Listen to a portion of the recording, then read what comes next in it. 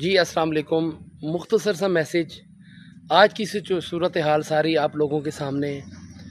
انتہائی دکھ کی بات ہے کہ ان نفرتوں کی سیاست میں سب سے زیادہ نقصان جو ہے نا وہ پاکستان کا ہو رہا ہے۔ اللہ تعالیٰ ہمارے ملک کو ایسے سیاستدانوں کے شر سے محفوظ فرمائے جن کو اپنی ذات کے علاوہ کچھ نظر ہی نہیں آتا۔ ہم ان کی اندھی تقلید میں ملک کو نقصان پہنچا ہی جا رہے ہیں۔ یہ ملک سیاسی انتشار کا محتمل نہیں ہو سکتا یار، کیونکہ انتشاری سیاست سے ملک سیاسی عدم استحکام کا شکار ہو جاتا ہے، اور سیاسی عدم استحکام کا براہ راست تعلق معاشی استحکام سے ہے۔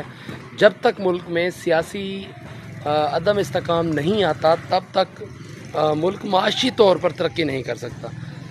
ہمیں سب سے پہلے پاکستان کا سوچنا چاہیے، نہ کہ ان سیاسی بتوں کے بارے میں سوچنا چاہیے جو اپنی ذات کی خاطر ملک کو گدھوں کی طرح نوچ رہے ہیں۔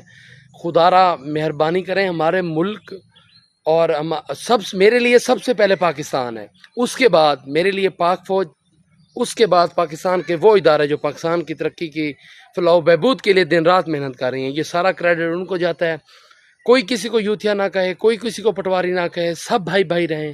یہ کدھر ہم کس سمت میں چلے گئے ہیں؟ ہمارا اسلام ہمیں یہی کہتا ہے ایک دوسرے کو